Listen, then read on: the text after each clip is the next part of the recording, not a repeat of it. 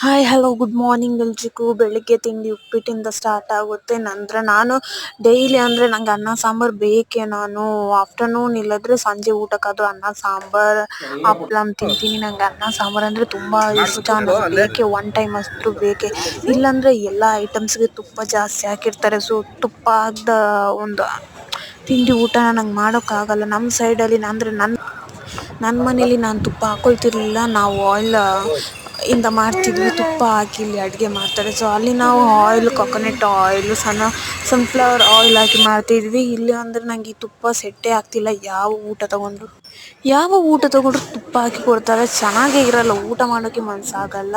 So ಅದಕ್ಕೆ ನಾನು ತುಪ್ಪ ಹಾಕದೇ ಇರೋ ಅನ್ನ ಸಾಂಬಾರನ್ನು ತಗೋತೀನಿ.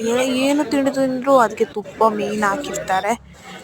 ತುಂಬ ಸಿಟ್ಟು ಬರುತ್ತೆ ನಂಗಂದರೆ ಅನ್ನ ಸಾಂಬಾರು ಫಸ್ಟ್ ಮೇಯ್ನ್. ನನ್ನ ಮನೇಲಿ ಏನಂದರೆ ನಮ್ಮ ಮಮ್ಮಿ ಯಾವಾಗಲೂ ಅನ್ನ ಸಾಂಬಾರು ವಿತ್ ಆಮ್ಲೆಟ್ ಮಾಡಿಕೊಡ್ತಿದ್ರು. ಬಟ್ ಇಲ್ಲಿ ಅಂದರೆ ನಾನ್ ವೆಜ್ ಸೈಡ್ಗೆ ಹೋದರೆ ವೆಜ್ ಸಿಗಲ್ಲ, ವೆಜ್ ಸೈಡಿಗೆ ಹೋದರೆ ನಾನ್ ವೆಜ್ ಸಿಗಲ್ಲ. ಹಾಗಾಗಿ ಸೊ ನನಗೆ ಅನ್ನ ಸಾಂಬಾರಿಗೆ ಆಮ್ಲೆಟ್ ಇಟ್ಟು ತಿನ್ನಬೇಕಂತ ತುಂಬಾ ಇಷ್ಟ. ಅಂದರೆ ಮನೇಲಿ ಮಾಡಿಕೊಡ್ತಿದ್ರಲ್ವ ಹಾಗೆ. ಬಟ್ ಇಲ್ಲಿ ಓಕೆ, ಪರವಾಗಿಲ್ಲ, ಅನ್ನ ಸಾಂಬಾರಿಗೆ ಹಪ್ಳಂ ಬೋಂಡ ಎಲ್ಲ ಕೊಡ್ತಾರೆ, ಪರವಾಗಿಲ್ಲ.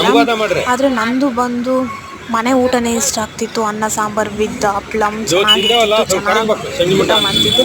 ಅಂದರೆ ಇಲ್ಲಿ ಸ್ವಲ್ಪ ಅಡ್ಜಸ್ಟ್ ಮಾಡಬೇಕಾಗುತ್ತೆ, ಬಟ್ ಏನು ಮಾಡೋಕ್ಕಾಗಲ್ಲ.